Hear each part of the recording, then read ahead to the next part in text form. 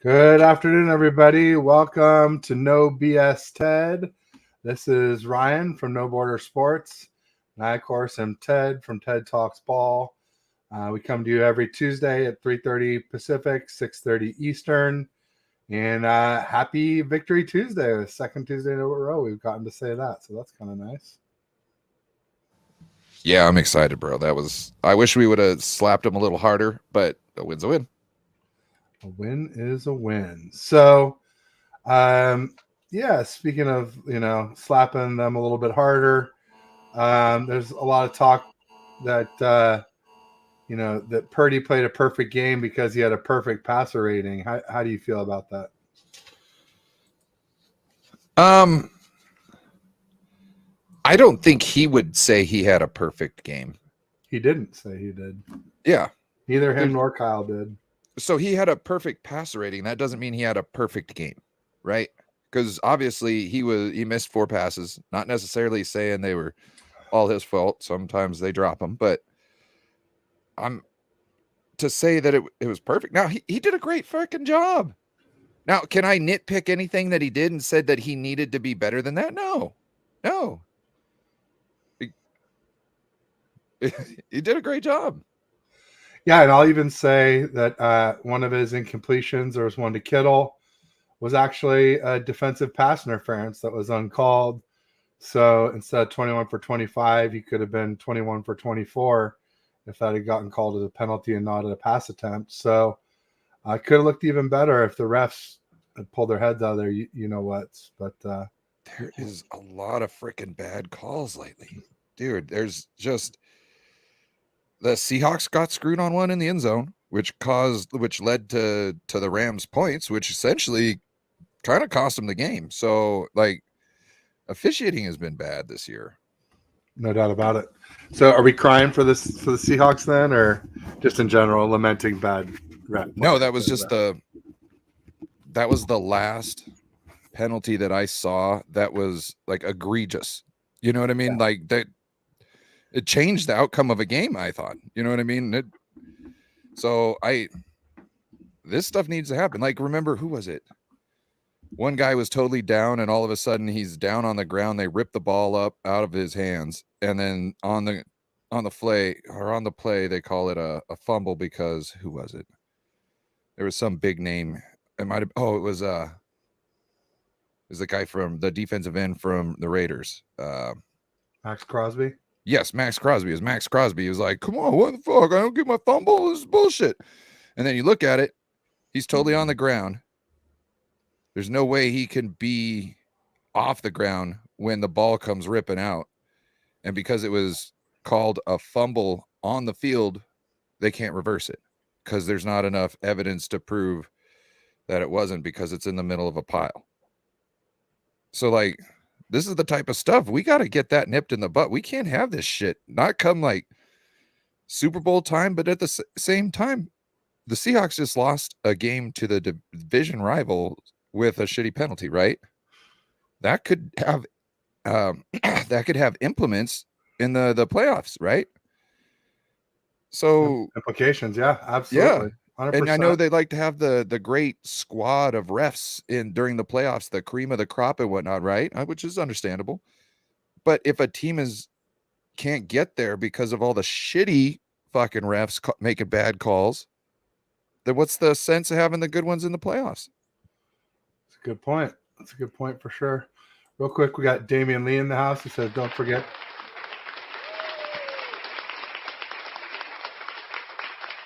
Oh, you can talk over it.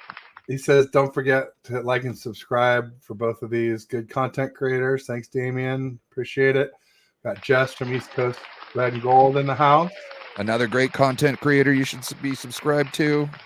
Saying, hey, guys. What up? Make sure you check out Jess. Are you doing a show tomorrow night, Jess? It's a Getaway Wednesday, but they normally do every Wednesday at 5 Pacific, 8 Eastern with her, Maddie B, Bex, and the great Ty Alston, who I got to meet on Sunday. He was there in the gold mine with me and John Chapman, a buddy of John Chapman's, and about 36 Brits from the UK faithful, including Lee Galland, Paul Hope, Nick Ludlam. I think Nick's the other guy I think I really enjoy. Yeah, Nick's on a lot, and I'm blanking on somebody too. Him and Paul are really chummy, and they're really like they got a good energy together. It's Yeah, a fucking good show. absolutely. When I And catch it, Neil Graham was there, and the first thing I did when I met him, I'm like, "Hey Neil, why'd you block me?" You know me. Like, Neil Graham. Yeah. And he's like, "Oh, it must have been a mistake." So we got that Who was that? figured out. We're both following each Neil other Graham. again. So You're talking about Neil Graham, he's a member of the 405th League. He's been on my show at least once or twice. Oh, good guy. thought you were talking. I guess he's got a bit of a temper on him though. So he can get a little bit feisty from time to time. But hey, that's more of a good thing, I'd say. I got a temper too. I don't just go around blocking people. Yeah, you do have a temper, Ryan. That's true. I do. Well, I don't know. It's not called a block, but it's what is it called when? Yeah, I'll leave it alone. E. Kim in the house saying, "Hey fellas, what's up, E. Kim? What up, E. Kim? Thanks for joining. We got the great Randy Daytona in the house. He said we need AI that made our schedule to call the penalties. Yeah, we need something, Randy. I'll tell you, it's crazy. Randy was the one who predicted the Browns, Vikings, and Bengals losses. He did go one further and predict that we'd lose to the Jags, but hey, 3 out of 4 ain't bad. That's for sure. Good percentage there. Jess is saying, yep, we are. So they are going live tomorrow. Make sure you check them out. Yeah, it's fun to meet Ty. He's a great guy. I knew he was already, but it's funny when you meet some of these people in real life. It's just like, oh yeah, I feel like I already know you. It's like after streaming with people a bunch of times, you really get to know them on here. It's most people are pretty close to what they're. You can already tell Ty is a sweetheart of a guy. You know what I mean? Yeah, hilarious, absolutely hilarious. Oh, I can already tell on the shows. Like he's got a quick wit, and he's smart, and he's knowledgeable. Like to be really funny, you kind of gotta know a little bit about a lot of things, because then you can use your comedy a little bit more, and he knows how to do that. Come hang out on Thanksgiving Eve. There you go. I may be able to. We'll see. I definitely won't be streaming tomorrow. Aaron reached out to me and let me know that he's got COVID bad. So yeah, I heard about that. Yeah. So First and Ted will not be happening. Prayers up to Aaron. Speedy recovery, my friend. That's much more important than any show, obviously. Most definitely. Yeah. And the funny thing is we were already going to have to do it earlier because my wife booked family photos for we have our newborn, so we did pregnancy photos before the birth, and now we're doing the family photos after. So we were already going to have to move it up to an earlier time. So it's probably a sign. Brian Culp says smash the like button, everybody. Welcome, Brian. Brian says Neil is a great guy. Absolutely, it was great to meet him in person, and all the other the faithful UK, a great group of folks traveling all the way across the ocean. 5,000 plus miles to get here for the game. Huge effort. One guy even came in from Singapore. There was this giant Scottish guy. He must have been like 6'8", 450. Oh, wow. Yes, huge. He made me look like a shrimp. He'd make me look like a shrimp. Yeah. I'm 6'4", probably 3. I'm probably about 3. Yeah, I'm 6'6.5" same as Purdy, but except for 310 part 315. I gotta get on the scale. I haven't weighed myself recently, but I did lose a little weight recently, so hopefully that's been continuing. I got sick and I lost a lot of weight. Yeah, that can help sometimes. Coughing hardens up the abs a little bit. It's a good thing. Oh no. Tammy Lee says, they're just saying hi. We got Bashar from 49er Minded in the house saying, yo. Make sure to subscribe to Bashar's channel and Brian Culp's channel. Great content creators out there. And Daniel Barry. There you go. He's saying howdy. And Bryant Riot. There you go. Is that like a quiet riot? Come on, feel the noise. Girls, rock your boys. Isn't that song? We'll get wild, wild, wild. Anyway, I probably shouldn't be singing. It's always bad when I start singing. But I was a pretty big Quiet Riot fan for a minute there. And Twisted Sister. Maybe that was Twisted Sister. I don't know. It was one of those two. Anywho, so thoughts on the Bucs game? I mean, you said we could have slapped them more. Why don't you go first, Ryan? I've already talked about it a little bit yesterday with Pedro. Love to get your thoughts on the game. Like, what could have been better? What was pretty good? What could have been better? Let's start with that. Yeah. Nick Bosa offsides twice. BA holding negates big CMC play. Bad pass protection call led to Brock's second sack. First half they kind of forgot how to tackle. Fred Bosa in the backfield on the first drive. Let's see. Randy says, and they sing "I Want a Brock." I want a Brock. Right. I seen Trent give up on third down in the first drive. It seemed like he blocked his guy and didn't realize that Purdy was under duress, and he kind of just gave up on the play, thinking that he didn't need to do anything anymore. And that got Brock sacked for the first sack. Brutal. Yeah. Let's see. Hufanga gave up a big play in the first on 2nd and 19. Not protecting the seam in cover 2. So he sees that there's a guy coming in his area. So he immediately breaks off to get where he's supposed to be in cover 2, right? Mm-hmm. It's kind of going up the middle of the field, right? So in cover 2, wide receivers want to go in the seam to get in between the two safeties. So Hufanga just runs back to his spot where he's supposed to be covering, essentially, giving the receiver an open look, or giving the quarterback an open look to the receiver, and then he has to come back to tackle. So that was, I know he's injured, but that was something that I saw and I wanted to. It's okay. We can still call out areas where he maybe left something on the table. Nothing wrong with constructive criticism. It's for when he gets back. More than likely won't be till next season, but let's see. Nonetheless. That was that page. Oh boy, how many pages you got, man? I got a front side and a back side. I've just got to see if there's other negative ones over here. Special teams didn't look so special. We had a punt return for 49 yards. Everybody was out of position. Oh, I missed that one. I went to the bathroom. It was like they were driving down. We got the stop. It was like 6 minutes to go or 4 minutes to go. And I was like, oh, well, we'll just run the ball, run out the clock, and get a first down or two, and that'll be the game. And got back, and they were right where they were when I left, except for they had the ball again. I was like, holy moly, what happened? Like, why is there no time off the clock? And why are they back right here about knocking on the door of our end zone again? And then Farrell on Tampa, the play before Tampa's first touchdown, Farrell got too far upfield and inside, and he couldn't make the play because he was too far out of position. And Fred couldn't wrap up, and Farrell had to save the touchdown on that play. So he fucked up once, but at least he was able to make it. That was the one where Fred slipped off. I think that was why I was saying Fred needed to learn how to tackle again. I'll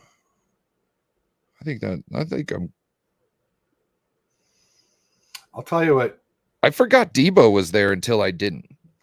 Yeah, I hear you. I'll tell you what ticked me off was what I was just talking about there. Kyle not calling any run plays on that drive before the big punt return to choose some clock.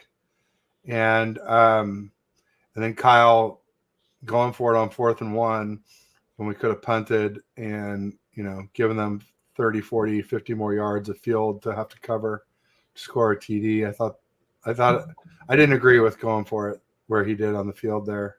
I understood the logic, which is like, never let the Bucs touch the ball again.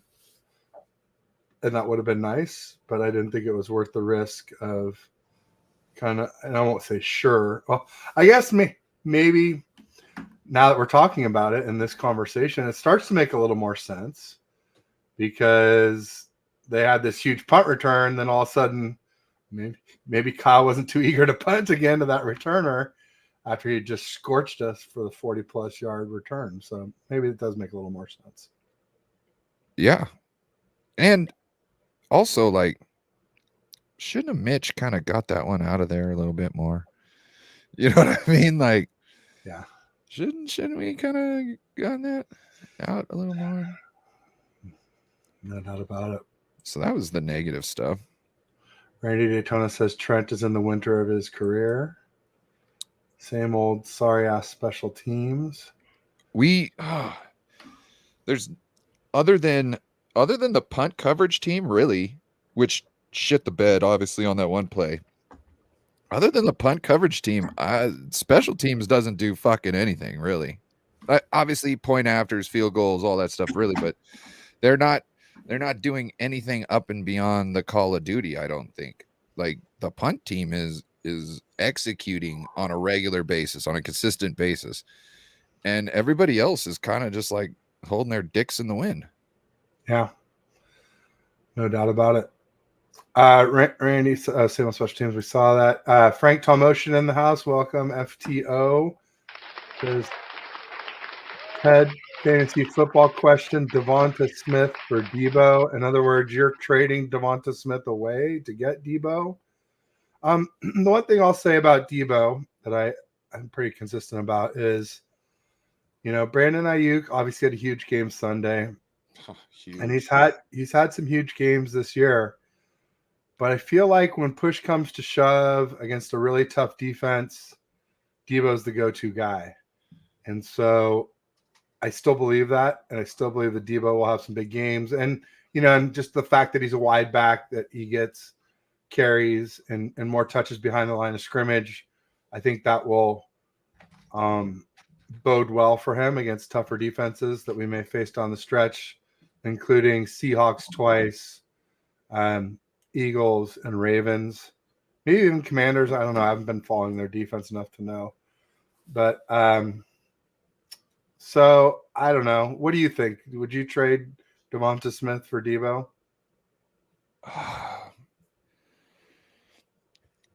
Not really. Because they're not the same type of guy. Debo can get you those extra yards when other people can't. He's like a Kittle wide receiver. You know what I mean? Kittle's going to get them extra yards even when it's ugly. Debo want to get those yards even when it's ugly. I don't see that out of what's his name again? Devontae Smith. I don't see that out of him. I watched last night. He's very talented. He's very talented. Don't get me wrong. He would be nasty on our team, just like any other very capable wide receiver up in the top, in the top talks would be. I'd rather have our Debo. He knows our style. He gets our game. Him and Trent are the guys with the boombox, right? Right. How the fuck are we giving up on Debo? You're not giving up on Debo. There you go. Randy Daytona says Cleveland game loss. He called that. I'm not sure what else you're referring to there, Randy. He says Mitch's money. DVO has more trade value. I don't know who DVO is. Is that Debo?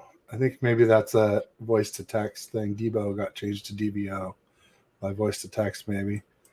Yeah, there we go. Get more than Debo. There you go. Joe Stevens in the house saying, let's go Hawks on Hawks week. We got a Seahawks creator. He's normally a pretty good guy. I don't know about this week. This week he's the enemy. He's normally a pretty good guy. This week he's an asshole and a piece of shit, though. Dick. Joking, Joe. Yeah. Asshole. Joe and I have our show tomorrow, so make sure to tune into that. There you go. Make sure you do. Good stuff. On his channel. So yeah, I mean, and then all right, as far as the defense goes, I feel like, yeah, we got 4 sacks, but it seemed like there were a lot of plays where there wasn't any pressure on Baker, or at least not in time to keep him from doing what he wanted to do. It just seemed like we were maybe playing off ball again more. And they have a better offensive line. And we were I mean, they have Tristan Wirfs, who's great, and they have Cody Mock, who I know people really liked coming out of North Dakota State. I don't know how he is as an NFL, but I just remember he had no teeth and a nasty attitude, and people really liked him coming out of NDSU. Their backup center, their starting center went down, and so that was their backup center that was playing, and he was doing a great fucking job. I wouldn't say he was a beast out there, but you couldn't tell he was a fucking backup. You know what I mean? So they got a better line than what we saw last week. So that's kind of what you got to think about. It's until they really get in a zone and they figure out how to really work well together with all the, because this is the first year we've had this lineup together. This is the third game we've had this lineup together. Yeah. You know what I mean? So give it a little bit of time. By the playoffs, it should be freaking nasty. If we are there, we should be there. But yeah, it's starting to look good. I was starting to question a little bit last week, before the Jags game, but definitely feeling pretty good. It's pretty hard to imagine 7 teams from the NFC that could keep us out. Yeah, especially with no Kirk Cousins in Minnesota. I know Josh Dobbs is doing well, but shout out to Dobbs. Yeah, shout out to Dobbs. Doing a great job, young man. I mean, look at this guy. Twice in 1 year, a team said, we're going to trade you to a team that will use you, and let you have a chance. And that's doesn't always happen for everybody. So good for him, and good for, the Browns for letting him go, and good for the Cards for letting him go, doing the right thing. It doesn't always happen. Maybe it happens less often than most of the time it doesn't happen, I would say. 49er Jeff in the house saying, what's up, fellas? What's up, 49er Jeff? Welcome. That's how it should be, though. Really, I think if you want to have the right type of environment, if somebody's really unhappy or you're squandering their talent, you should want to find something for them, because everybody looks around the league and they're like, well, if I go to, let's say it's the Niners, right? If I go to the Niners and I'm not happy with it, at least I've got a way out, because it seems like they're more than happy to figure things out for players, because that gives other players, more an incentive to go there. Hey, like you don't get out of some of these franchises without, clawing your way out, because once they got you and they don't give a fuck about you. So, you know what I mean? Like it just helps your team get better talent wanting to come there. You know what I mean? They got a better, Dave McNiner in the house saying hi to everyone. What's up? What up, David McNiner? Also, it's good to mention that we're streaming on both channels. So if you're on my channel, make sure you pop over to No Borders. Give Ryan a like and subscribe. If you're on Ryan's channel, pop over to TED Talks Ball. Give me a like and subscribe. If you're on a browser, easy enough. Open up two tabs, and make sure you mute one. You can give us double the watch hours. We really appreciate it, and thanks in advance for your help. If you're subscribed already to one of us, please go subscribe to David McNiner there. He has got a great channel starting, and he would really appreciate that. That would make his day. And he's got great content. Bryant Culp and him have a weekly show. So he has also a show with Ty Alston, a gentleman you were just talking about a little bit ago, and Aaron, who you have a show with and we're talking about. So make sure to subscribe to David McNiner. And then after you subscribe to me, join the channel and become an official TED Talks Ball member. Oh, yeah. It's good stuff. Oh, man. Go, Ryan. So what else we got? As far as the game goes, yes, the defense, I felt like, but the D overall played really well. Like they kept doing their job. And Kyle kept, putting us in harm's way with the not running the ball, with the not punting. And it's just some things went wrong. I mean, Purdy did get sacked 4 times, so that wasn't ideal. But overall, it was a good game. I mean, we won by 13 points. I was off on my score prediction. I said 24-17, so I was 3 too low for us and 3 too high for the Bucs. So, yeah, I can't remember what my prediction was. I think it was 31. 34. I can't remember, but I was wrong. It's not easy being right on those things. It is very hard. The only times I'm really ever right is when I am on Mariah's channel and I put my score down there, because that's how I've won a lot of cards. My baseball or my football cards. That's how I've won most of them, is by predicting the score correctly. That's the only time I really do it. All you really have to do, Ryan, is just agree with me all the time. You'll be right a lot. So people on Twitter would hate that. They already hate me anyway. So what are you gonna do? I've been keeping a low profile on there though. Ever since my anniversary on the 20th of October, I was like, I'm gonna stay off and not let that negativity bleed through to my date night with my wife. And then I was like, oh, it felt kind of good. Slowed it down. Also, I've been getting into the RC stuff with my son. So, mostly, cars. Yeah, our cars. We've been doing some 1/16 scale buggies.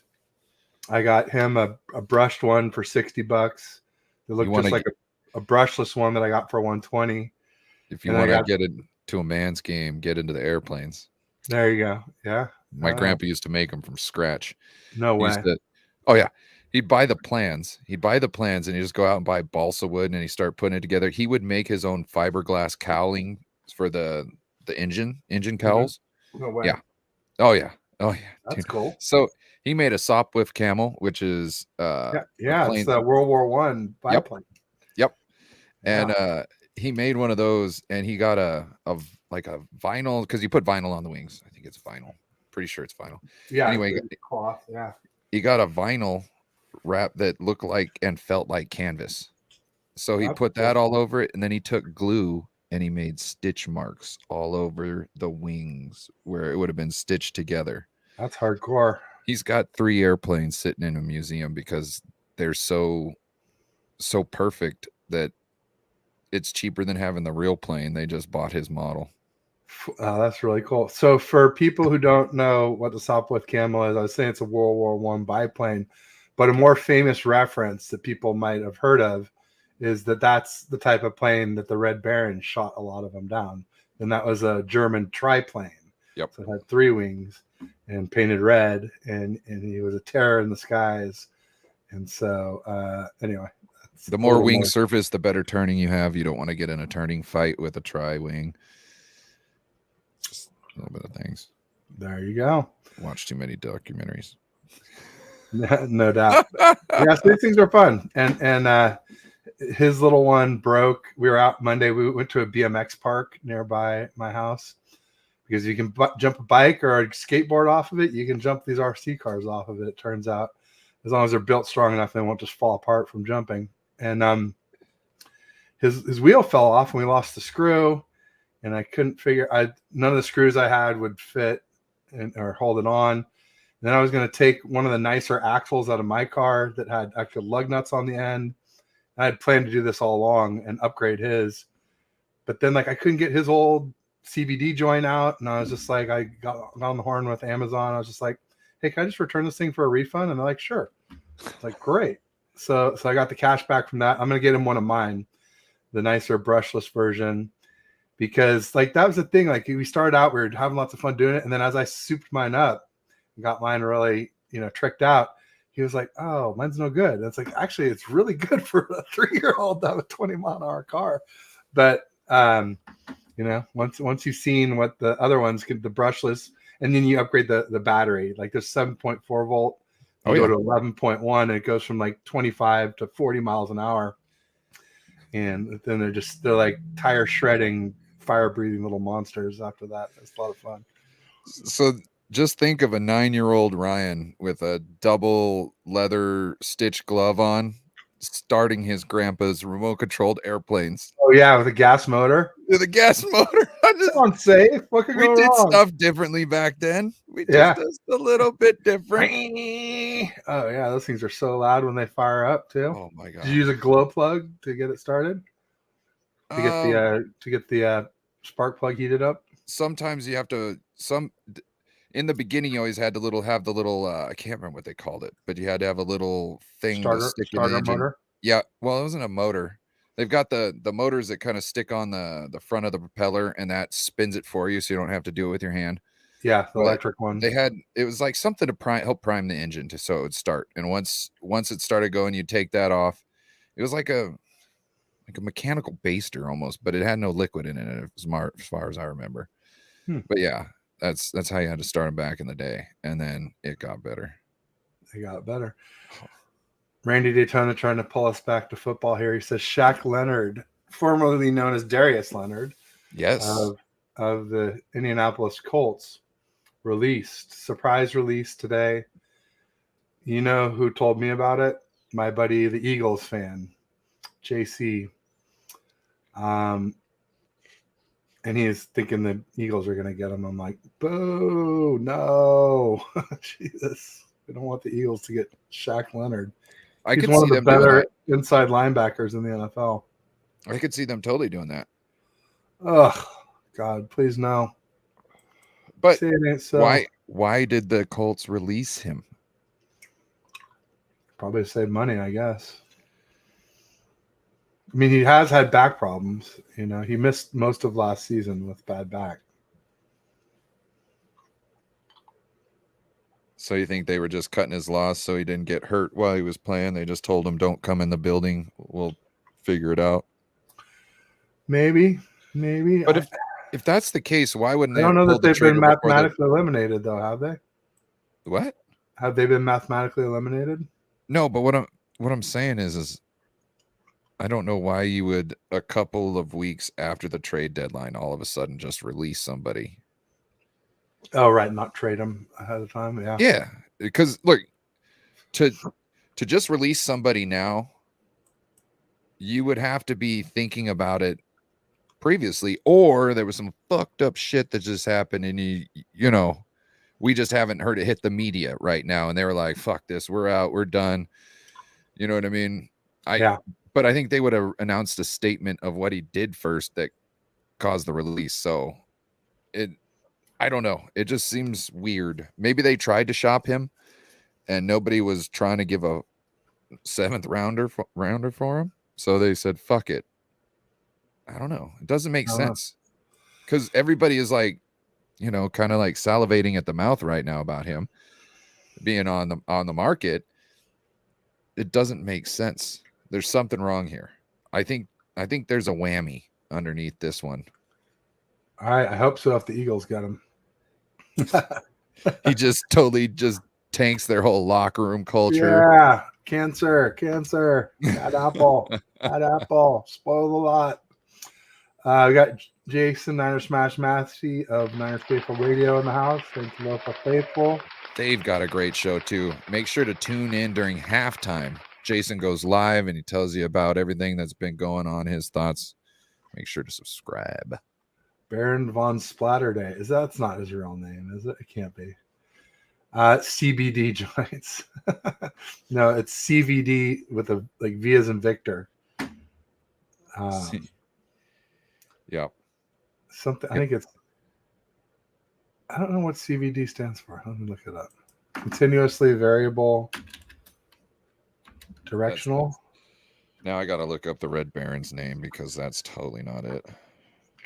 Constant velocity joint, so that even as your tire goes up and down, the axle still spins at the same velocity. I know this. It's important for all-wheel drive vehicles, off-road vehicles. And like I said, if you're doing these jumps and stuff. So once I seen the first name, I remembered it. It's Manfred von Richthofen. That sounds right to me. Yes. That sounds right to me. Yeah. Yep. Baron von Splatterday. Randy. Well, he did go splatter. All the great aces in the First World War died. Shot down. Well, yeah, they didn't have parachutes. Well, no. What happened was they all of them in some form of way went up flying when they shouldn't have. So like a couple of one of our best aces went up, and he had like something, he got hit in the head or something, like grazed or something like that, and he had bandages all in his head. That was the last time he was ever seen because he got gunned down because he didn't have his 100% wits about him. And same thing with everybody else. I think should have turned in his wings. No, you just stay grounded. You stay grounded. Well, that's what. Yeah, when you turn in your wings, you stay grounded. Yeah. You don't turn in your wings is like it's saying I'm done. Oh, for goods. Okay. Yeah. Right. The Temporarily wings, turned in his wings. That's you just saying I'm grounded. I'm grounding myself. McNiner says Shaq Leonard has to go through waivers. Eagles are far down the list. That's very true. And Randy had a comment about that too. He said, too bad we blow our waiver position or priority on scrubs. I mean, I don't know. Well, whatever happened with Jason Verrett? Last I heard, he was like, it would be nice to sign him, but I don't know. We got Bebop in the house saying bang bang Niner gang. What's up, Bebop? Coming to us from Bethlehem, PA. Bebop stuck with me all last night through the Monday Night Football game. Shout out to him. Dang. We were streaming to each other. Just me and him kicking it. Right on. That's cool. Appreciate you, Bebop. Joe Stevens says Tebow greater than Purdy, greater than Young. Wow.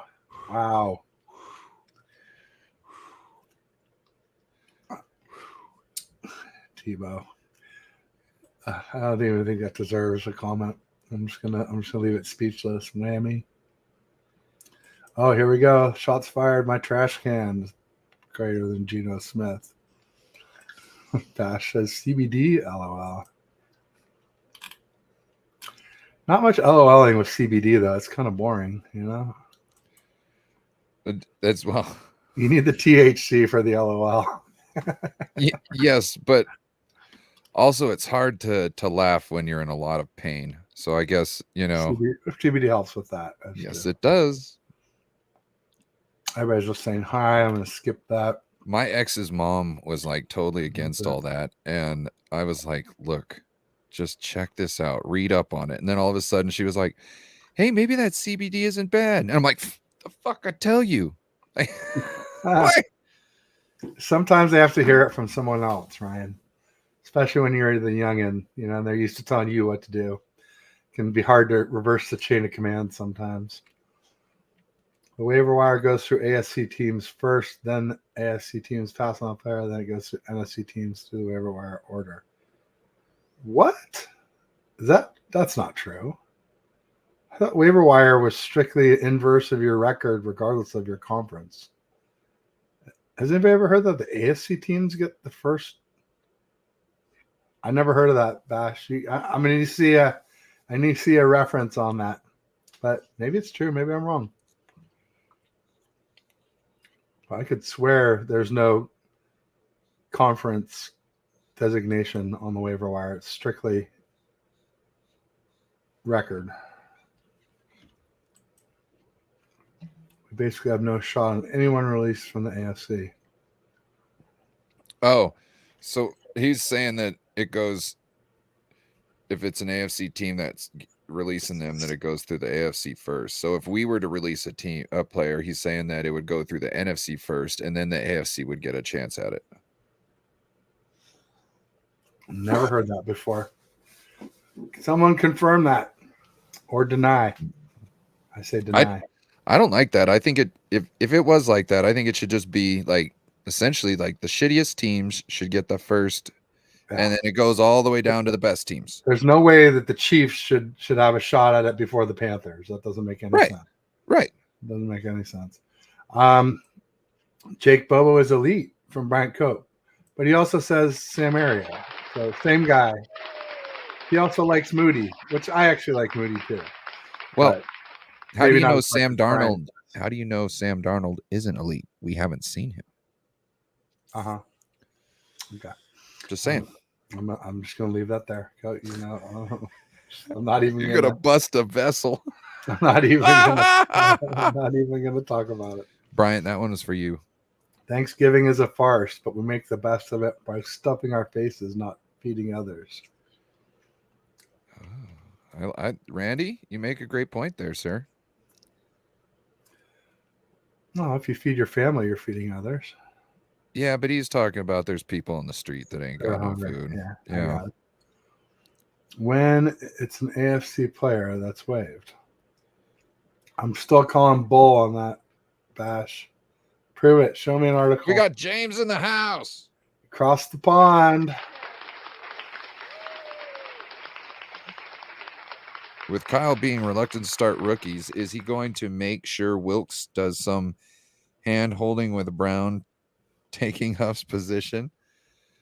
I don't know. I think he's probably just gonna stay the fuck out of it, kind of. Just the reason being is like it's the defense.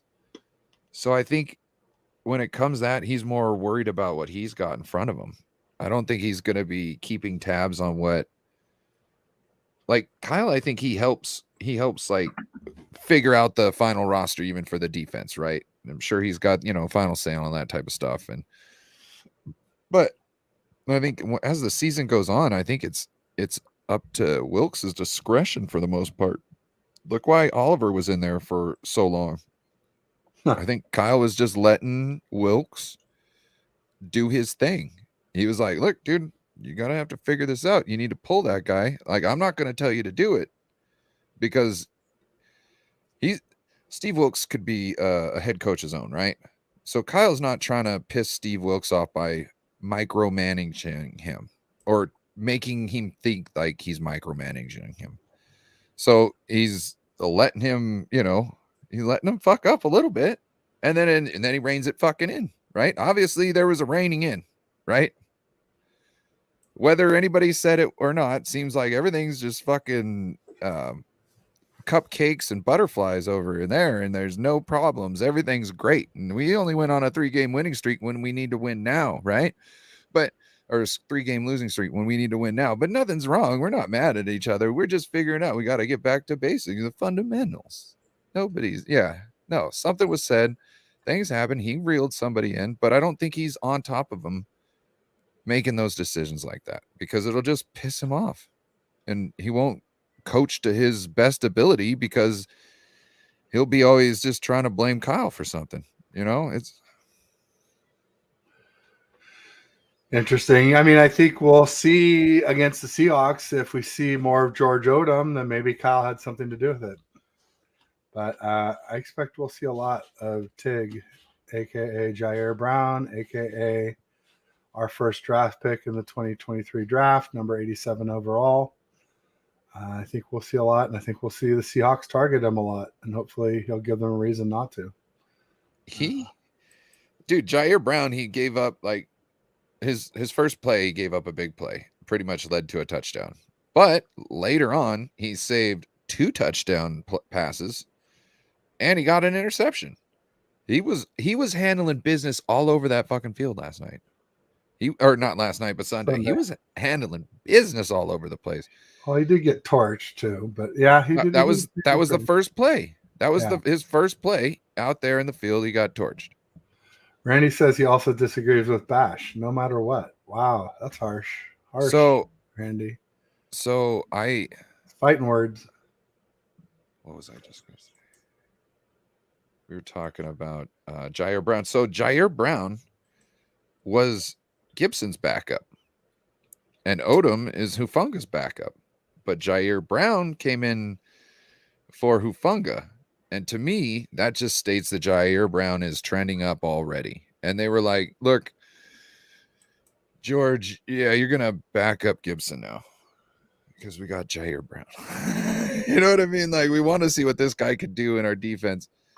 This is a big question, too. So,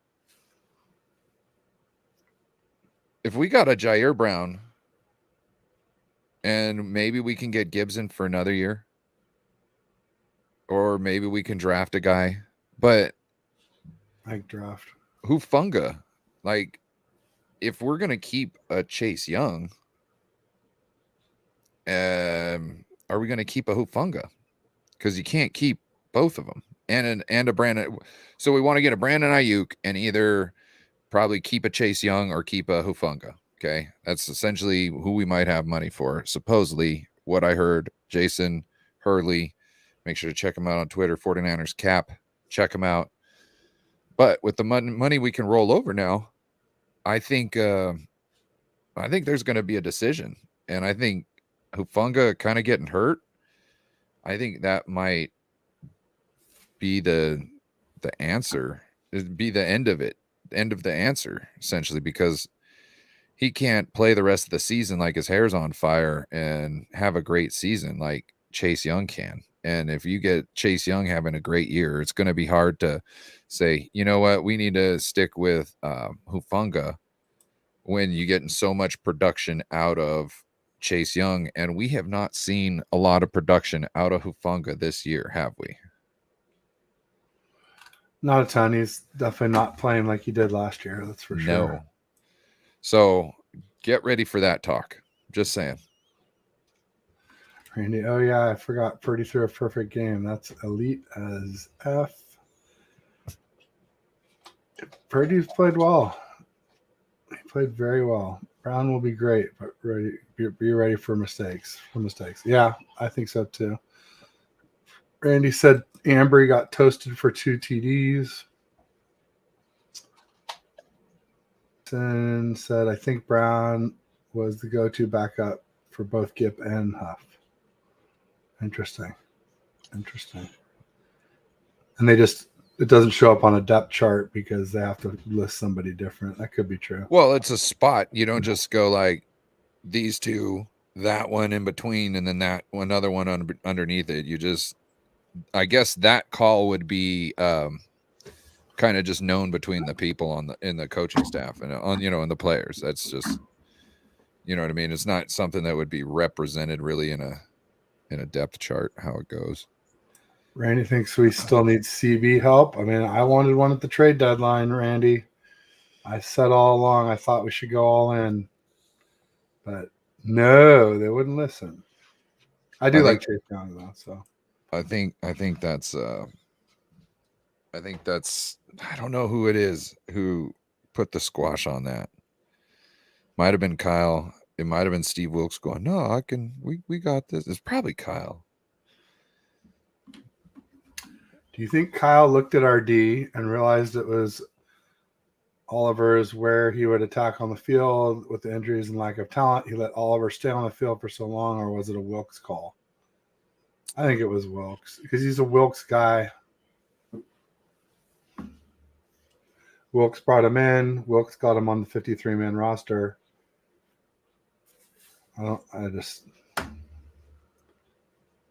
I'm so glad we haven't seen much of him the last couple of games. Isaiah Oliver, that is. I think that could be a thing, though, James. Because that's how, if I was an offensive guru, and I would tell my defensive coordinator, hey, this is what I would do. This is what I would do. Not throwing it in his face, but this is what I would do. You know what I mean? So be ready for it. If you know that's what they're going to do, then figure out how to switch it up afterwards, to combat that. So you can, because when people make adjustments, if you make the right correction immediately after they burn you, then you can actually end up burning them if you plan correctly, because they're thinking they got the nanny and they get confident and complacency kills. You know what I'm saying? So, but it's all if you can make those right adjustments in time. So that's why I'm saying, like, Kyle, I think, like, he's got final say on this stuff. And when people are asking him about this shit, he's got to nip it in the butt, because I don't think he wants to talk about it much. You know what I mean? So I think it did come from him, I feel, personally. House divided. Here we go.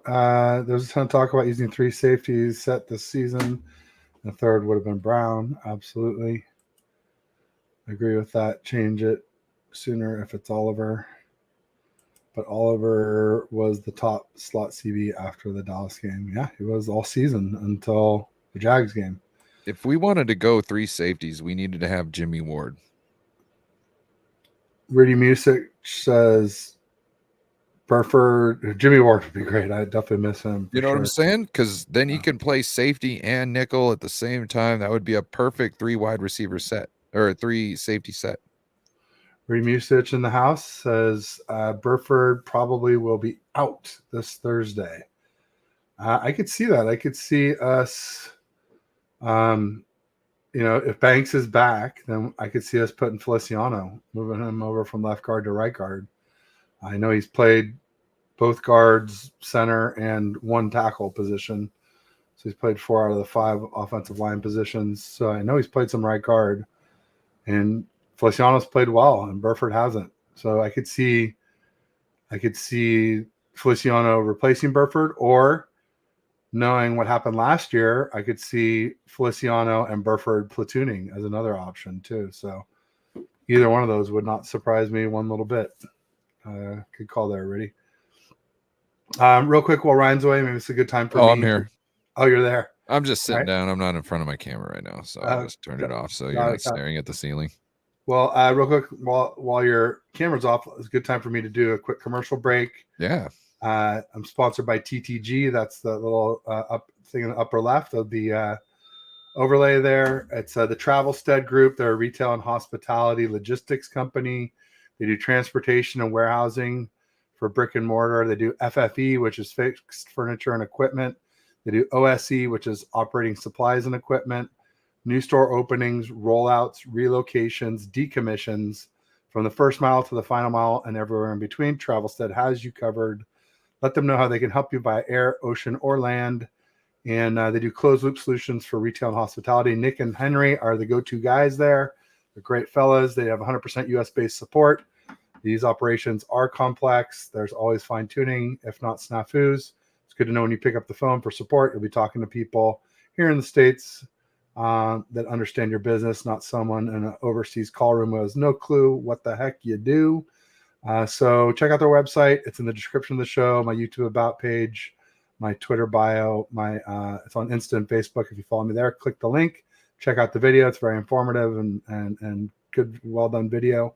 And just make sure you tell them Ted sent you. So thanks in advance, Ryan, and to our audience for letting me pay the bills. It really helps.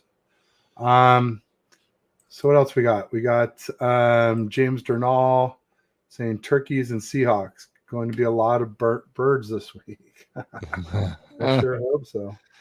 Oh, please, let's burn these birds. Sorry, Joe. He's the enemy this week, so F you, Joe.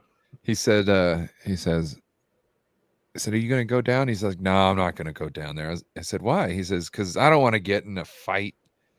I said, what? Really? What are you going to fight? He's like, bro, I'm not trying to fight nobody, but it seems like, what do you say? Seahawks fans or Niners fans, Raiders fans, and San Diego fans. He said, all those 3 fan groups, they always try to start fights with me. He's like, you know what I mean? He's like, look, like I love you guys. I'm talking about me, you, all the content creators as far as 49ers fans, like everybody, you guys in the chat, you know what I mean? He loves all you guys. He just fans on the street, I guess, gun for Joe.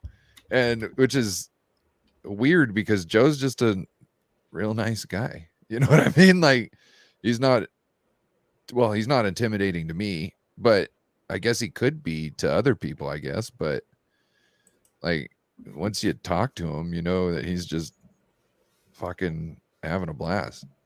You know what I mean? Like, so yeah, he said he wasn't going down there. Interesting. Riddy says that Burford injured it today, I guess. Yeah, I just looked it up. David Lombardi reported it, that Burford has a knee and missed practice. So that's no bueno. Or maybe it's a cover, like you said, like, quote unquote injured. This would be the day that you would figure it out, though, for the most part. Right, because then they travel tomorrow.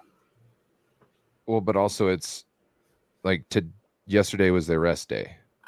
Right. So you would figure out this news, unless, like MRIs and stuff like that need to be done. You would figure out this news today, even if they knew about it yesterday, because they're not going to make like a special tweet about it, because it's part of housekeeping that they'll talk about in the press conference or let people know today. Fair. Makes sense. James Journal says, are we struggling to set the edge, or is it just me? At times, he's got a point. Like I was talking about earlier, Farrell. Look at Farrell could have made the play on the ball if he had just not got upfield so much and not gotten so inside, because by the time he figured out what the hell was going on, he couldn't even knock the blocker off course. He just had to pretty much run by him and then turn around and chase. So there was definitely some times. Bash says David Corona should go to the game. Is he a good luck charm? Was he there the Thursday night game when Brock won last year on his second ever start? Second. I don't think so. I don't know if David Corona gets to many games. Riddy says we got to get traditional win on this Thanksgiving with momentum going into Philly. Yeah. It's going to be a tough game. I just want to eat a dead bird on their field. There you go. I was saying yesterday that I thought it'd be a pretty close game, and that I thought it might be the refs that jam us if we lose.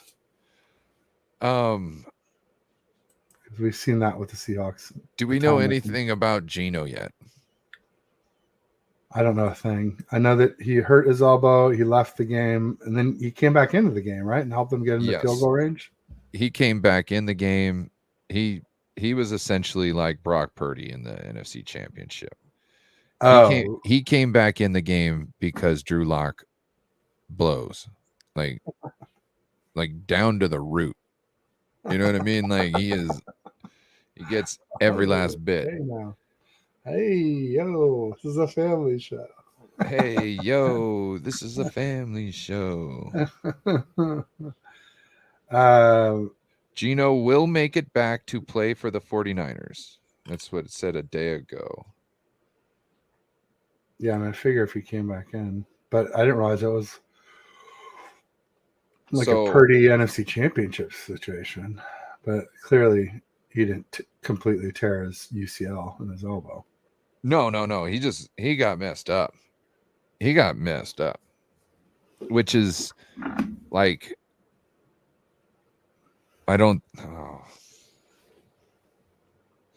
You're going to ask a man on a short week who just got injured by Aaron Donald coming at him to come up against our defense. It's a tall order. It's a tall order. Now, their offensive line is all right. I don't want to get people thinking that they're necessarily great, but the Seahawks have really invested a lot of choice premium picks of theirs in that line. So they're kind of like the young version of like what the Seahawks are hoping of being a dream team. So they're not perfect, but they are also pass blocking oriented. They're not run blocking oriented. Interesting. Yeah. Randy says, Ted, you sound like a rooster when you laugh.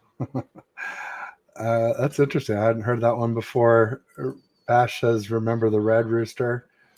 I remember when I was little, I had like they called it a machine gun laugh. It's like then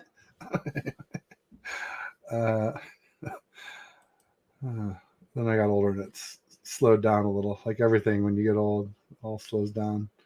That Drew Lock interception was classic when he came in. I was like, damn. I wish I had saw it. I think he got like two plays off before he threw that interception. I think I was making my way out of Levi's to try and get to my mom's 80th birthday on time, which I did a pretty good job of. Randy says the gobbledygook. The gobbledygook. WWF gimmicks. Randy says Bash, Niners #1. Everybody's liking it. Just wondering how long does turf toe last? I'm hoping to see Banks back sooner rather than later. It can last a long, long time. because Yes. basically it's like your toe gets like bent completely backwards. And No. It's like it's being it ripped tears the apart. tendon. Like it feels like your big toe is being ripped to the side off your foot. Oh, okay. I thought it was hyperextended backward towards your shin. Well, it might be in certain circumstances, but I always had it to where it felt like my toe is being ripped off the foot. Oh, interesting. Yeah, it sucked. Sounds like it. But I had to run. the I had to answer run. is it could be long time, it could be short time. Patrick Willis, it was career ending. So maybe that's a different foot issue with Patrick. But I swear it was turf toe that They're probably making sure it's 100% before they put him back on the field because it'll just linger. It'll just linger. So, and that's why.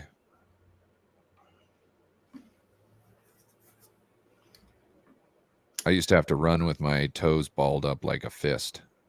That was the only way to run and not cry. that sounds painful in and of itself.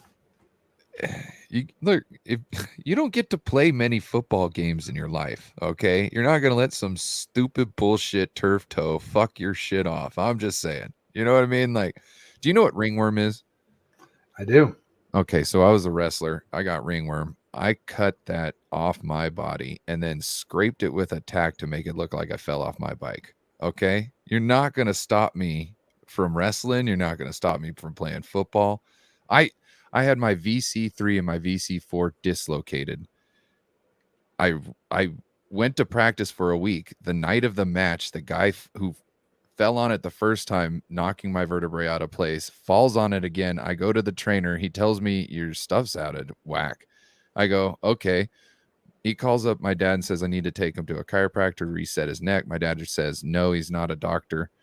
And I'm like, Dad, what are you talking about? Just let me get my neck put back in, man.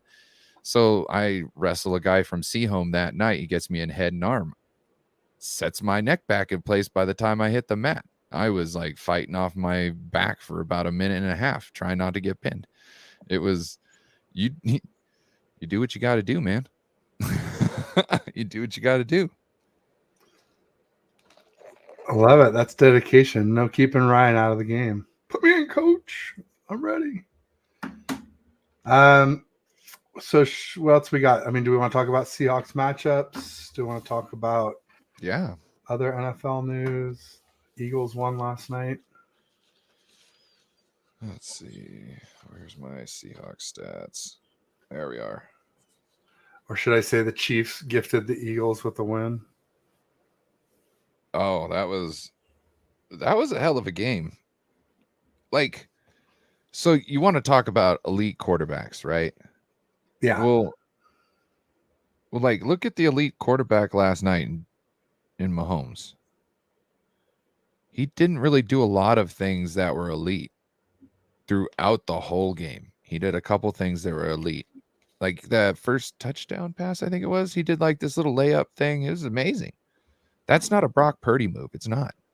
But you know what can be elite with Brock Purdy is those gimme passes, or not the gimme passes, those scripted passes that we do.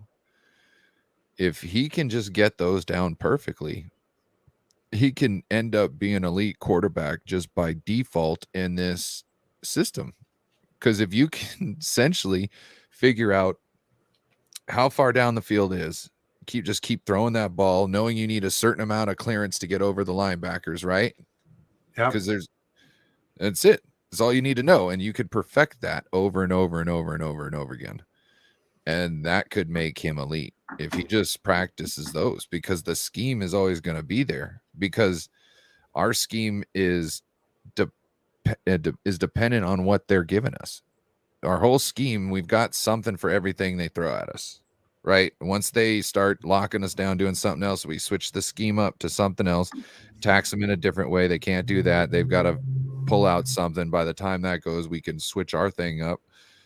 So to me, yeah, that's my thoughts. There you go. Yeah, I see some of that. I mean, I would just also say, well, real quick, let me get to this. Randy says Mahomes not elite this season. Right. He I mean, he does he isn't. He isn't. Don't fucking try and look. Don't wait. Did he drop the pass or did Valdez Scantling drop the pass? I don't care about that. Oh, right. There's lots of other things. He was in a lot of other third and longs. How many times they punt last night? Don't talk to me about Valdez Scantling in one fucking catch. Patrick Mahomes is an elite quarterback. Huge drop, man. I mean, people are saying they're gonna cut him. Look, whatever. Go be all butthurt over that shit. Cool. You guys played like shit the whole fucking game. Well, also was kind of pouring ass rain too. Both those teams played like shit last night for what they are capable of. And even if they were going to play a good game together, it would look a lot better than that. So he is not elite this year. He is an elite quarterback. He is. He will probably be an elite quarterback next year too. But he is not an elite quarterback this year. And Kelsey is not an elite tight end right now. Well, that's because Taylor Swift wasn't there. I don't even know if it's Taylor Swift. I don't. He's getting up there in years. He is. He's old. He's getting up there in years. Yeah. Oh, here comes my Doge. Hey, I'm on. He's mixing it in with all the big boys.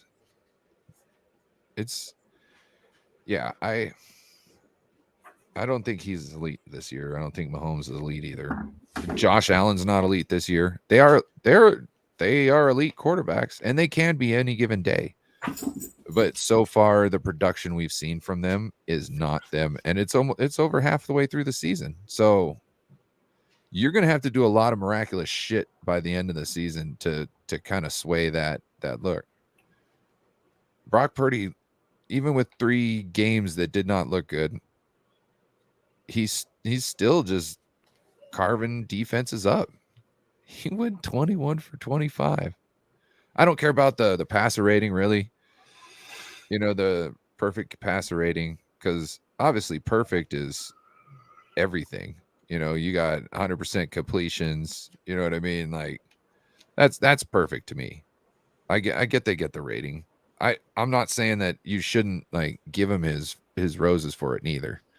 I'm just saying that to me, it's one thing. Do it regularly, and that's the shit I'm talking about. You know what I mean? If you can do it regularly, that's when you know you're good.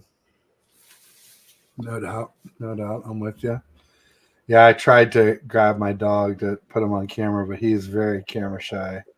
And he knows, like, right when I get close to doing it, he like books out of here. So my buddy had a dog who, anytime you lifted up your phone, he would leave the room. He knew. Like, I don't want you to take no damn pictures of me. It's like, pay me first, buddy. I'm trying to see if I can find a picture of him. He didn't like the sound it made because it would make a snapping sound, and he didn't like it. Interesting. So it was back in the day a little bit. Yeah, I'll say. Well, no, I think they still do if you don't mute it. I think that's their default to do that. I almost think they should have to have the sound. Oh, here's a picture that are. Oh, there we go. There's some weird dudes out there. I don't want having the capability to not take the sound off their camera thing. You know what I'm saying? You know what I mean? Pervy. Yeah. Weirdo guy. Weird uncle. Whatever. Fill in the blank. Yeah. There's definitely some people I don't want to have that capability. Brady says there was an article today about Travis Kelce. Why? Because he fumbled twice yesterday? No, they're talking about essentially kind of the same thing I was talking about now that he's got a billionaire girlfriend and whatnot. He's just going to be a sugar mama? Sugar mama? No, he's going to be a stay-at-home dad. Oh, they're having kids. Wow, I didn't realize. Well, they will. If they get married, I'm telling you, if they get married, she is definitely having some kids. I'm telling you, she But if if you she's can't, having kids, like she's not gonna be touring pregnant, is she? She's gonna pull. Oh, I guess I bet you she would. she did the halftime Hey, show pregnant. I guess maybe. Never mind. Hey, you never know. she is a mover and a freaking shaker. I'm not a big fan of hers, like her music. I'm a Uh-huh. big fan of her as a person because she gets Yeah. shit done, bro. So I would not put it past her out there 9 months pregnant on a tour. Not really though, but at least some of it, like I could see her doing. She does all sorts of things. She's very talented and she's very driven. So Well, Randy, how many QBs have done it over 25 passes? Because Purdy only had 24, so now I only count it over 25. but this gives good context too. Uh, That gives good context, Randy. Thank you. nah, it's a big feat. No one's done it as a 49er since Steve Young. Well, Joe just saying Montana that only did it once or twice. he's in a group with only 14 other guys. That's some shit. It Thank you is. for calling me out on that one. So are our weapons too, though. So, Well, uh, but I think in this system, if he is elite, we should see that. We should probably see that a couple times. yeah, You know what I mean? yeah, I don't. If he's the guy that everybody says he is, and I think he could be. I'm not thinking he's going to be a world beater, but I think he's very comparable. You know what I mean? Or not comp. I think he's comparable. very capable of taking us to the Super Bowl. You know what I mean? I think he's very capable of that. I really like the guy as far as his demeanor and kind of his heart, the dog in him. I love the dog in that man. But Yeah, yeah. yeah. You know what I say with all the people who say he's elite? I'll say that Purdy's elite when he either wins with less or wins it all. Could you see a path to Brock Purdy being a Hall of Famer? Yeah, yeah. If I he can. keeps this up, Of course, if he keeps yeah, this up, yeah. no matter what scheme talk or what I system mean, Kurt quarterback Warner talk did it. is, Kurt yeah, Warner did it, and he had elite weapons. So yeah, yeah. You got to win a ring, and you got to sustain some winning, and maybe get back to another Super Bowl or two. You don't have to necessarily win them, but you got to get back. And yeah, I could see him in the Hall of Fame for yeah. sure. Riddy says Chiefs will get knocked out first round of the playoffs. You heard it on TED Talk first, but this is no BS, Ted. TED Talk's my show. This is our joint show. But yes, you heard it first from Riddy. I don't think so, but they definitely are beatable, no doubt about it.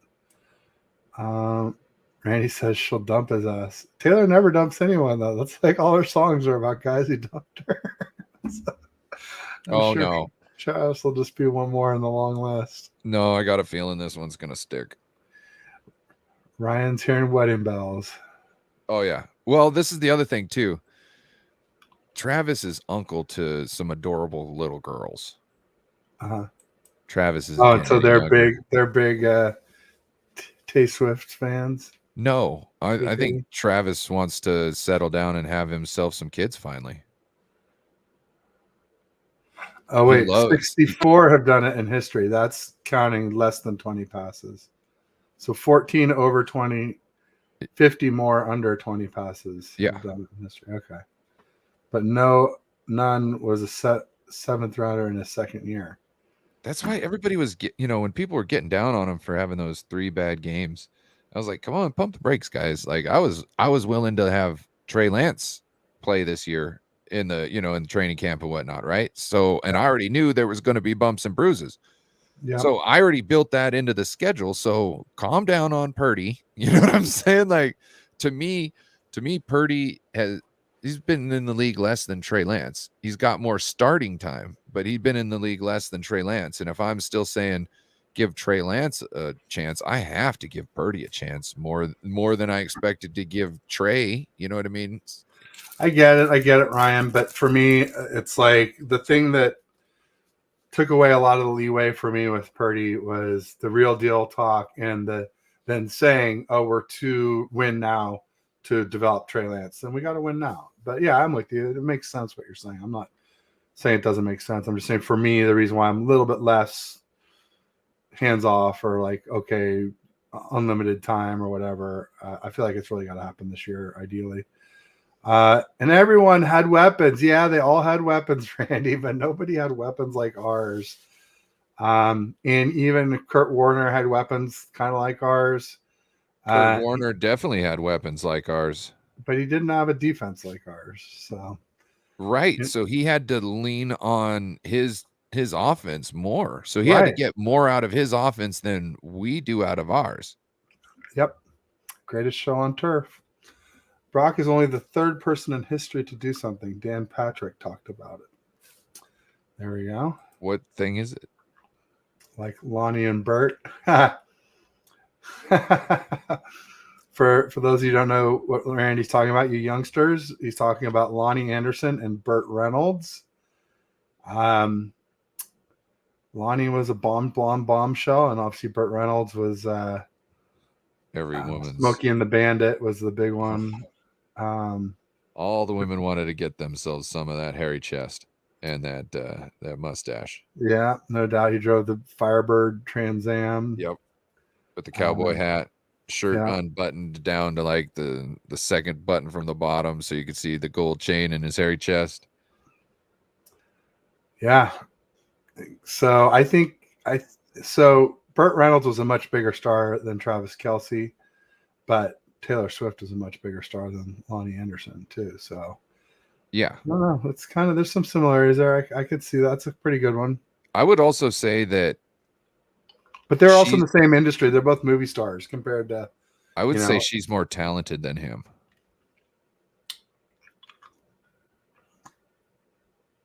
Well, talking Taylor like Swift's pretty talented. I mean, yeah, her freaking stadium tour. They're selling seats for $3, $4, $5, $6 a pop. I mean, that's talent. She was dating a guy, a music producer, did like EDM music, and she made a track for him, and she thought they were going to make a song together, and he ended up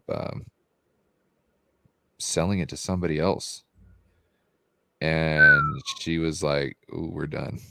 Oh, so she did break up with someone. Yeah, but see, like, so she can do more than one thing. You know what I mean? Like she can do a lot of things musically, and that's why, like, I don't like her music, but I see how she moves, and she's talented. You know what I mean? She knows. Look at her songs. They're not my songs for me, but she's got all these women belting these songs out. She's speaking directly to them. She knows how to make songs that speak directly to people. She's got them. I just remembered another Burt Reynolds movie. It's not quite as fun as. Oh wait, is it Gator? Oh, with the Gator. That reminds me, son. I need to call your mother. Oh, hi, buddy. Who we got? We got Ford just popped in. You say hi. Hi. You say go Niners. Go Niners. All right. Yeah. Yeah. All right, buddy. I think. Give me a sec here. All right. You're good. Let's see what else we got. So the Seahawks had more total yards than the Rams did and still lost the game by 1 point. They had 291 yards. They only had 68 rushing yards, which their number one back did get injured, Kenneth Walker the third. I don't know if he's going to be back this week. Yeah. Let's see. Charbonnet had 15 carries for 47 yards with 3.1 a carry. Kenneth Walker had 4 good carries. back out of UCLA. Dude, Charbonnet, I text Joe 2 weeks ago. I'm sitting there watching his game, and I'm like, man, Charbonnet would be nasty in our system, bro. I was like, not talking he can run and he can catch. Well, not just that. He's fast in no space. So, like, you'll see, like, some of these Seahawks plays, and it just looks like a mess. And you're like, where is anybody? And then you just see him come out the other end. There's like barely any daylight, but he finds it and he's quick through there, which, if you're got to make all these like miraculous cuts and this and that to get through all these swaying arms trying to tackle you, grab you, like the faster you can get through it, the more successful you can be. And he would be great. Like he doesn't get big wide open holes and he makes the most of it. There you go. I was going to say I remembered another great, Burt Reynolds movie, but not quite as fun as Smokey and the Bandit. Very quotable line from Deliverance. You got a bird in mouth. Yeah. Squeal like a pig. Yeah. That was a brutal scene for sure. There was a lot of brutal scenes in that movie. That was a disturbing movie in a lot of ways. Some of that was filmed up here. I bet. It looks like Pacific Northwest. Yes, it is. Yeah, absolutely. It's beautiful country up here in the summer. Oh my God. It is. When the sun shines, there's you don't know the life of just, places on earth. Sitting it's like 90 something degrees, so it feels like it's 106, right? Because the humidity. But you're in a river or a creek or somewhere and just sitting there just chilling. You got sun everywhere and there's still trees that are green and the grass is still green. It's crazy. Yeah. Green grass is I went back down to California to help my mom take care of my grandma, and I remember I was driving from my old house to go to my grandma's house, and I was stopped at the road about to take a right like I always had done as a kid, and I looked across, I saw that same damn brown hill, and I knew I would never move back to California. I was like, I want my grass to be green. It's beautiful up there. We were up there for Mother's Day, if you remember. Yeah. Except for the freaking heat wave. Every day it was over 90. That's too hot for up there because they're not built for that kind of heat. But it was gorgeous. It was very beautiful. Just get yourself a sprinkler. We had a lovely lunch over in Kirkland. And didn't have a Mac and Jack. There's a nice place on the water there in Kirkland. And everybody was riding on inflatable paddle boards. It was like the big thing. Randy's saying hi to Ford. That's my son's name, Ford. He says Seahawks are about to get steamrolled. I don't think so, but I mean, if Kenneth Walker's out, that could be big. Even as good as Charbonnet is, I don't think you can count on him as a bell cow back, to carry the load. I don't know if they use them differently, but I feel like they do. I feel like they both have their places and how they want to attack certain people. And I feel if you just take out Kenneth Walker, then because Kenneth Walker kind of a bruiser. You know what I mean? He's kind of a bruiser. Yeah. He's Marshawn-esque. You know what I mean? Not like he's trying to make a statement. Marshawn was trying to leave a mark on you and make your mom stutter after he left. You know what I mean? Like he was trying to leave his mark on you. These guys, they're just trying to get the job done. They're not trying to prove much of. Marshawn Lynch was out there trying to take people's souls. As they should. Right. Right. You should be playing every down trying to take another man's soul out there. And they obviously have a very good secondary with Devin Witherspoon, with Tariq Woolen, with Quandre Diggs, with Jamal Adams. Those are four really good DBs, no doubt about it. Randy said, Ted, are you Swedish like the Muppet Chef?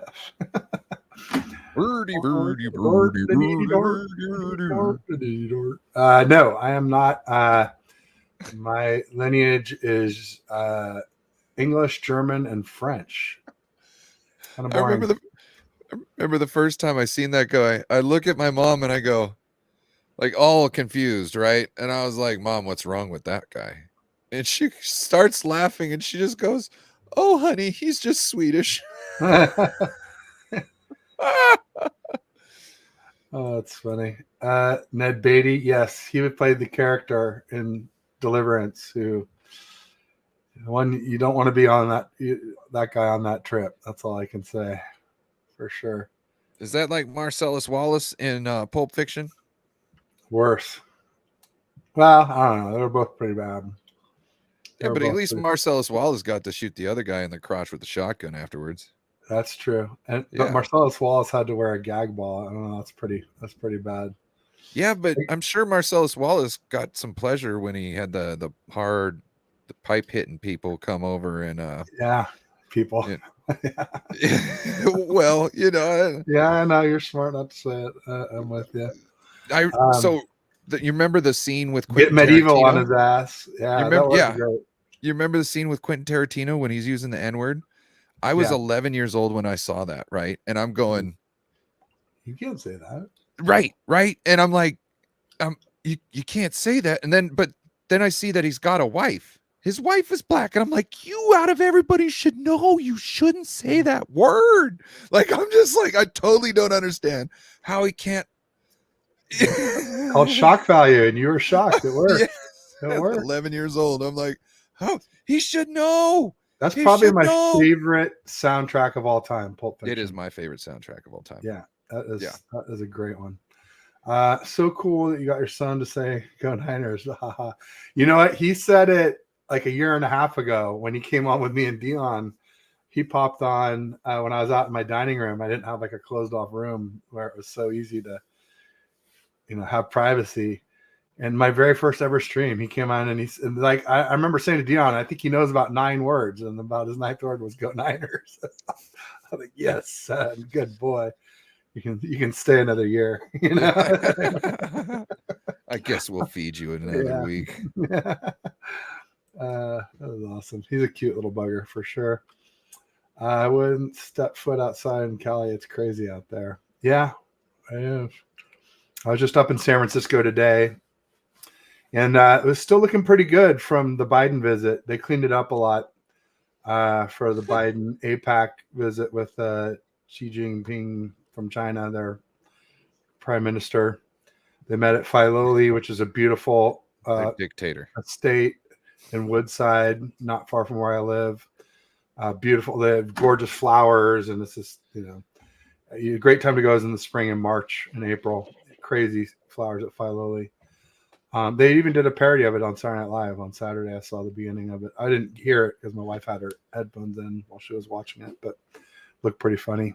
But I went up for lunch today because when I was at the 49ers Faithful UK in the gold mine on Sunday, Paul Hope was telling me that he didn't fly out until late tonight. I'm like, oh, well, if you want to hang out on Tuesday, I could probably drive up and grab lunch or something. Because I always am trying to get back to the city to go to my favorite food spots, because some of them you just can't get down here on the peninsula. And then somehow Gina was saying, oh, I wish I had met Paul. And I was like, oh, hey, Gina, I told him I might go up for lunch. You want to do lunch with us? And she goes, yeah, sure. So I picked up Gina in South City. We drove up and grabbed Paul. He was near Kezar. And then we went to one of my favorite burger spots in the marina called Coswell's. They both really liked it. So we might have to start a TED Talks Grub channel soon. You didn't go to Val's? I'm flirting with it. What's Val's? I don't even know what Val's is. You don't know about Val's? No. It's off. Is it Milpitas off of Crow Canyon Road? Oh, okay. It's okay. South Bay. Yeah. You'll see pictures of old Giants players and A's players. Maybe the guy might have died. It might have closed. Last time I was there, they were still only taking cash.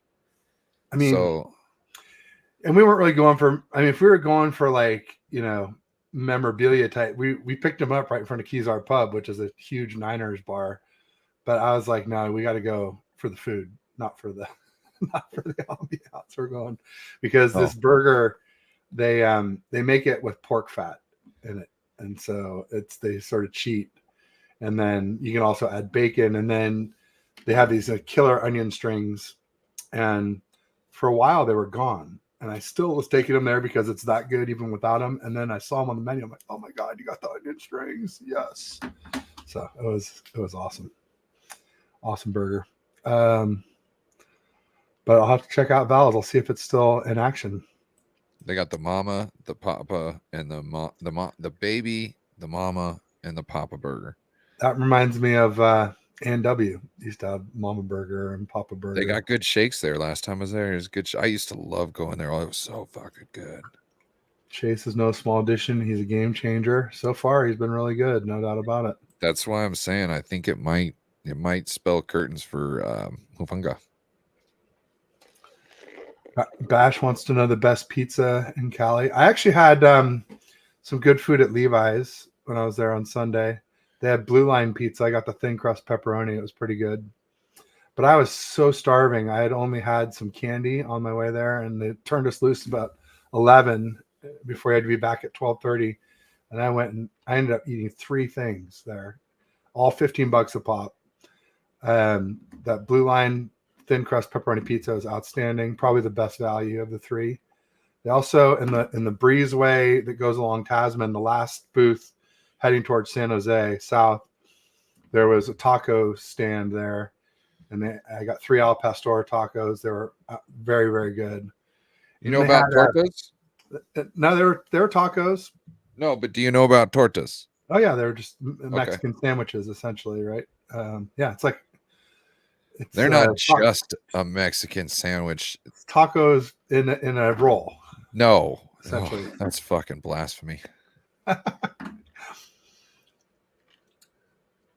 Well, they put al pastor, they put carnitas, they put chicken, they put love in tortas. They put love in tortas. Okay, I'm all about food made with love. That's for sure. Yes, put some respect on the torta name. So I had the tacos first, then I found the pizza, and I was feeling pretty good. And then I was walking by, and I saw bulgogi cheesesteak, and I'm like, oh come on, Korean beef cheesesteak, I gotta try that. And so it was good. It wasn't bad, but compared to the other 2, like I would say, go tacos, the al pastor tacos, or the Blue Line pepperoni thin crust were definitely better in my opinion. For what it's worth, California Pizza Kitchen, Randy. I mean, I guess if you like barbecue chicken pizza, with cilantro and stuff on it, I don't know. They're interesting. They're fine. I don't know. I'm more like a pepperoni, sausage, bacon, onion, mushroom, garlic. Nope. Lots of meat and lots of like pungent vegetables. I actually kind of like mod pizza because I can make it my way. Yeah. Modify it. I like a little bit of white sauce and then a little bit of pesto. Pesto's bomb. Probably doing chicken, bacon, maybe a little bit of ham in there. We're gonna put bacon. Huh? The best I had was in Astoria, Oregon. No shit, huh? For those who don't know, that's on the very northeastern corner of Oregon. Mm-hmm. If you go from Portland and head northwest from Portland, because Portland isn't actually on the coast. No. It's about a 90-minute drive out if you're going pretty fast. You might get a ticket like I did coming back from Tillamook after. So you can go up to Astoria, down to Tillamook, and back to Portland. And you can do a triangle. There's pretty direct ways to do that. But it's where Goonies was filmed, the 1980s movie with the little kid adventure. Yep. Great little town. Great clam chowder in Astoria. We got clam chowder up here in Seattle. What are you talking? We got Ivers. Yeah, I went to Ivers when I was there. I pigged out, man. I had clam chowder, fish and chips. Dude, back in the day, you would say you wanted fish, and they would turn around, batter the fish right in front of you, and fry it. Oh, that's awesome. That was my buddy had a son, right? And he used to always take his kid to fish places because he was always trying to feed his kids some fish because brain food and whatnot. So they always go to fish places, and you asked him about the one place. Hey, did you like the fish place we went yesterday? And he's like, no, I don't want to go back. This kid's 5 years old. And they're like, why don't you want to go back? They didn't have root beer. Totally lost every chance you had because you didn't have root beer. Just saying. Wow. Cardinal sin. Whoa. This is also the same young man who says, I have this many girlfriends, right? And I explained to him, well, there's only this many days in the week. So this many days of the week, you're going to have to see 2 of them, right? how are you going to get that done? He says, no, I got a plan. I said, what's your plan? He says, I'm going to make them all friends. His harem. 5 years old. Damn. He's a pimp. Make them all friends. He's a pimp. McNiner says, I have a lot of family in Washington State. They tell me Seattle is a dump. I'll tell you, when I was there for Mother's Day, there was a little bit of homeless there, but nothing like San Francisco, I would say. But then again, there's a whole city there, though, right? Like, or a whole enclave, like a whole place of where, like, there's a high. Where at? In Seattle. Don't they have like a massive encampment that's like a couple blocks by couple blocks or something? Oh, I'm sure. Yeah. I don't go down most there of a the lot. city is pretty good, I would say, compared to San Francisco. There's We were issue down there. We were pretty impressed with Seattle coming from San Francisco. You guys were impressed? Yeah. No, I mean, with the homeless situation, there was a lot less homeless there for sure. It was a lot less in your face. I have a huge granite counter chop and preheat it to 500 and then turn down to 400 for 20 minutes. I only use the sauce and marinara. I use fresh mozzarella. Oh, wow. Oh. Dang, Randy's sounds good. Because Bash was asking if he had a pizza stone. Let's see here. Here he goes. Blue Line pizza line was super long. Ones that I never tried. Yeah, see, the nice thing about the gold mine is when they turn you loose at 11, there's like literally nobody in the place. So like you can go wherever you want and get whatever you want to eat with 0 line. That's how I was able to go to 3 places. I would never have sat in 3 lines. Probably been better for me if there had been some lines. I probably would have skipped that third option. But yeah. Luckily I got there early. Depends on where you get your tortas from. Some places are good. Others, yeah, sure. I mean, I think just like tacos, right? I mean, Also the time of the day. So if you're getting carne asada, tortas right when they open, it's probably some of the carne asada from last night. Oh, damn. Bebop says Mexican burger. Bebop. No, it's more of it's a sando, man. There's no hamburger patty. There's no rules in this. It's a torta. It's a torta. Don't piss Ryan off, man. I love me a good torta, bro. Love me a good torta. Ryan likes tortas. That's right. Ryan gusta tortas. Yeah, you were saying the stove must be using a frying pan. Oh, steak torta or carnitas. Oh, okay, steak torta. I guess that is kind of like a burger almost. If it's carne asada, CPK is whatever. Yeah, me too. Because Round Table has good pepperoni. Yeah, and real pepperoni. And my son, like all little kids, they all eat cheese pizza. But now I got him. He likes olive, so I got him. He'll eat black olive pizza. We tried ordering olive from another place, but they gave us those calamatas, which I really like. But it was too salty. He couldn't. He wanted the black olives. Smart man. But I just figure it's like baby steps, right? You get him eating the olives, and next thing you know, he's trying some other topping, and then he's like, "Oh, pepperoni. Yeah, it's not so spicy." Boom. I don't like red sauce. I don't like marinara. It's too acidic for me. Sure. Yeah, it can be. It's just too acidic for me. So I just like white pizza. Back in the day, when everybody was having spaghetti, I was having butter, garlic, salt, and Parmesan on my spaghetti. There was no sauce. It was just that's butter and parm is pretty normal for little kids, but the garlic spruces it up for sure. All on there. Bang. My daughter likes garlic too. I love garlic for sure, Yep. but I do prefer it where it's already been slow roasted before you put it on the pizza, like how they do it at Michi's. At North Beach Pizza in the city, like when you order garlic, they chop up a clove and they put it on there as the pizza goes in.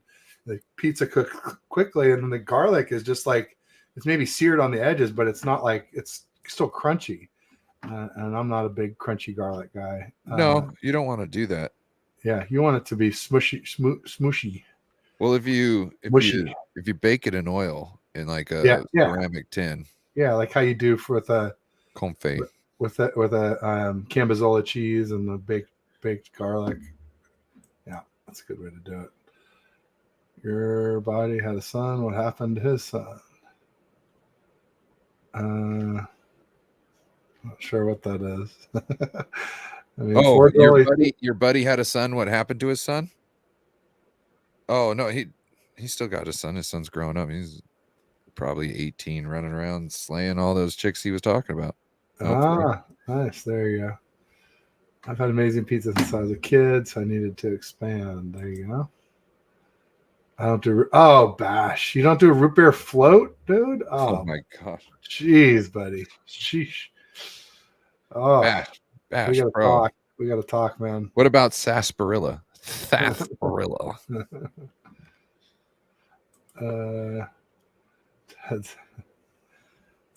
I would never. Tech ruins cities. Sacramento is next. It's definitely true that tech. It's changed the Bay Area. I don't know if it's ruined it, but it's not the same as when I grew up here. That's for damn sure. It's just a lot of money. Money. Already looking to move. There you go. Randy, where are you looking? Bash was at the gold mine too. Yeah, he was there for the Giants home opener, along with Bryant Culp and others. Jess, Ty was there again this time. Ty was there with me and John Chapman and John Chapman's buddy, and then there was like 36 Brits. It was supposed to be Breezy, but Breezy, he lives on the East Coast. I don't think he could make it out, unfortunately. But yeah. Blue line, if you're looking at the stadium from the press box, if you just kind of go straight up from the end zone, of the left end zone as you watch it on TV, and then just head south, like straight into the concourse there. It's like, the stadium curves around and right kind of where it straightens out on the backside away from the press boxes. So about a quarter of the way around the stadium from the press boxes. Oh, is it from San Jose? Because I thought it started in the city and then it went to San Mateo and then maybe to San Jose. But you would know better. Bash is a pizza guy, so he probably knows. I could have swore it was, but maybe it was San Jose, SF, then San Mateo. Maybe that was the order. Uh-oh.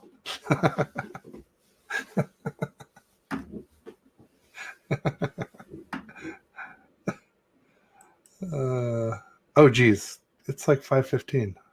I don't know how I got to go this long, but here we go.